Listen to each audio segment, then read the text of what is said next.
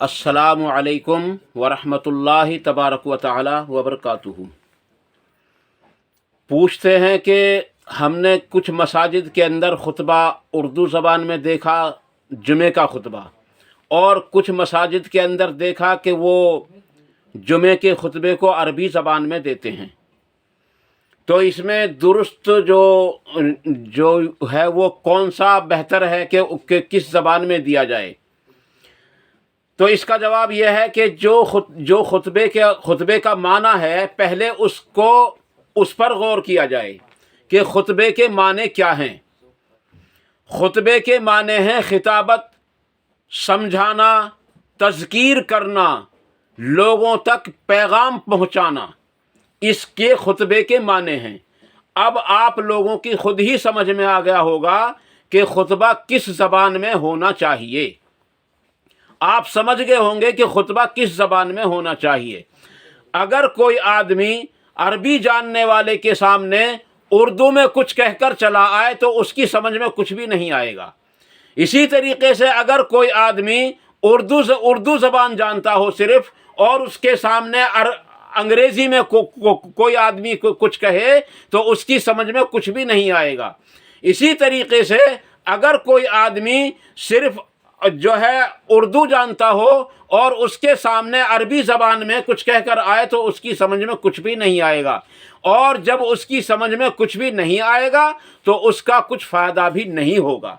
इसलिए अजीज़ दोस्तों, वाज़े रहे कि इस मामले में जो लोग, मैं ये नहीं कहता कि वो अहले हदीस हैं, मैं ये नहीं कहता कि वो हनफी हैं, मैं ये नहीं कहता कि वो मालिकी हैं या हम्बली हैं या शाफ़ी हैं, मैं ये कहता हूँ किसी के बाप का कोई मसला नहीं है।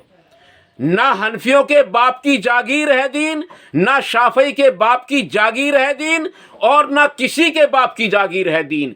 दीन अगर है तो दीन सिर्फ अल्लाह तबारक व तआला का पसंदीदा दीन है, और ये दीन वो दीन है जिसको अल्लाह तबारक व तआला ने हमारे लिए सबसे बड़ा इनाम करार दिया है, और नबी अकरम सल्लल्लाहु अलैहि वसल्लम को ये दीन लेकर के भेजा है। तो ये दीन जो है ये अल्लाह तबारक व तआला का हुक्म है।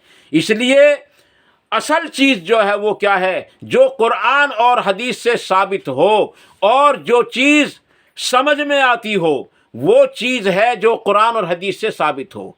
तो अजीज़ दोस्तों, खुतबा जो जिस ज़बान के लोग उसके सामने बैठे हों, खुतबा उसी ज़बान के अंदर दिया जाए। हाँ, अल्लाह तबारक व तआला की हम्दो सना जैसे कि खुतबे के शुरू में जो है दी जाती है। कुछ लोग नहमदुहु व नुसल्ली अला रसूलिहिल करीम कह देते हैं, इतना भी काफ़ी है। कुछ लोग इससे बड़ा अल्हम्दुलिल्लाह नहमदुहु व नस्तईनुहु व नस्तगफिरुहु, इससे भी बड़ा कह देते हैं। ये अजीज़ दोस्तों, इसके बाद जो लोगों को समझाया जाए, जो खुतबा दिया जाए, वो खुतबा उर्दू ज़बान ही के अंदर दिया जाए। अलबत्ता एक बात वाज़े रखें, जो लोग अरबी ज़बान में खुतबा देते हैं उनके यहाँ भी उर्दू ज़बान में खुतबा होता है। उनके यहाँ भी मसाजिद में जा कर के देखो तो उर्दू ज़बान ही के अंदर खुतबा होता है, लेकिन उन लोगों ने 3 खुतबे अपनी तरफ से जो है इकट्ठे कर लिए हैं, जबकि शरीयत के अंदर सिर्फ 2 खुतबे हैं। एक खुतबा पढ़ें और फिर बीच में बैठ जाएं, और फिर दूसरा खुतबा पढ़ें और फिर नमाज खड़ी हो जाए। लेकिन हम क्या देखते हैं कि पहली अजान होती है, उसके बाद उर्दू में खुतबा शुरू हो जाता है, फिर दूसरी अजान होती है, फिर दूसरा खुतबा अरबी में होता है, और फिर उसके बाद में जो है चंद लम्हा बैठ करके तीसरा खुतबा होता है। ये अजीज़ दोस्तों, अपनी तरफ से जो है दीन के अंदर एक नई बात है।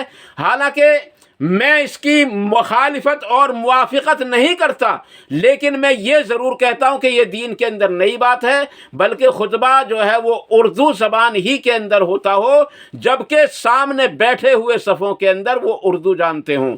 और अगर कोई अंग्रेज़ी जानता हो तो उसको अंग्रेज़ी में, और अगर कोई अरबी जानता हो तो उसके सामने अरबी में खुतबा होना चाहिए। असल बात यह है कि इस मामले में जो हमने देखा है आज तक, वो तकरीबन अहले हदीस का मौक़िफ़ बिल्कुल दुरुस्त है। اس لیے عزیز دوستو خطبہ اردو زبان میں ہونا چاہیے. اللہ تعالیٰ عمل کی توفیق عطا فرمائے.